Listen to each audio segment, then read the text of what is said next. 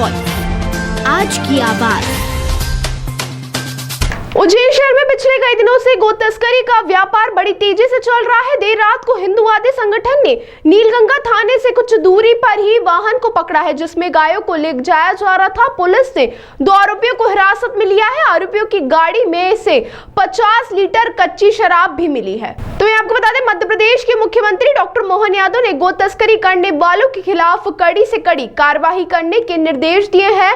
इसके बावजूद भी गो तस्करी करने से बाज नहीं आ रहे हैं। वहीं उज्जैन में हिंदुवादी संगठन के कार्यकर्ताओं ने देर रात को नीलगंगा थाने से करीब 500 मीटर की दूरी पर गो तस्करी करने वाले 2 आरोपियों को पकड़कर पुलिस के सुपुर्द किया है। संगठन के अंकित चौबे ने जयसिंहपुर में रहने वाले राकेश द्वारा सद्दाम के गहने पर तस्करी करने का आरोप लगाया। पुलिस ने बताया कि पिछले कुछ सालों से इन्होंने तस्करी बंद कर दी थी। एक बार फिर तस्करी शुरू करने पर हिंदुवादी संगठन ने इसे पकड़कर पुलिस के सुपुर्द किया और मांग की है कि आरोपियों के खिलाफ कड़ी से कड़ी कार्रवाई की जाए।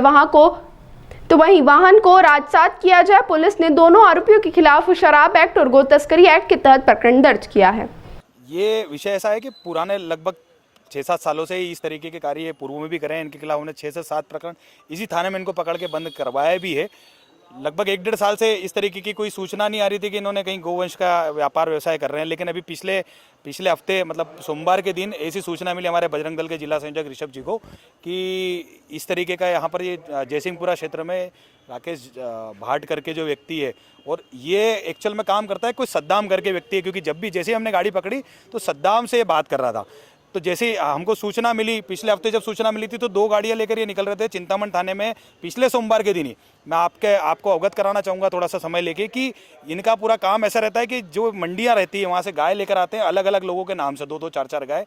रात के समय 8 बजे से लेकर रात की 12-1 बजे तक ये अपनी गाड़ियों से जो इन्होंने स्टॉक पॉइंट बना रखा है जहाँ पर गाय को एकत्रित करते हैं, वहाँ पर सारी गाय लेकर आते हैं। और सुबह 4 से 5 जब सभी लोग सो रहे रहते हैं तो ये लेकर और जो बेचने के लिए महाराष्ट्र बॉर्डर पर ये लेकर जाते हैं। पिछले सोमवार की रात्रि में भी जब सूचना मिली थी तो हमारे पदाधिकारी कार्यकर्ताओं ने पकड़ने के बाद ये कार्यकर्ताओं पे गाड़ी चढ़ा के भाग गया और इसके जो साथी था वो पकड़ में आया। चिंतामण थाने में उसके खिलाफ प्रकरण दर्ज है। मैं आपके माध्यम से ये मांग करता हूँ कि चूंकि माननीय मुख्यमंत्री जी का गृह नगर है और जितना आप और हम सब लोग जानते हैं माननीय मुख्यमंत्री जी गौ माता का बहुत सम्मान करते हैं, उनका बहुत आदर करते हैं, और उसी का फलस्वरूप आज कैबिनेट के अंदर उन्होंने इतना बड़ा प्रस्ताव पारित करने का किया है कि जो भी गौ माता के लिए अगर कोई इस तरीके की तस्करी करता है तो उसको 7 साल की सज़ा और साथ में उसकी गाड़ी राजसात हो।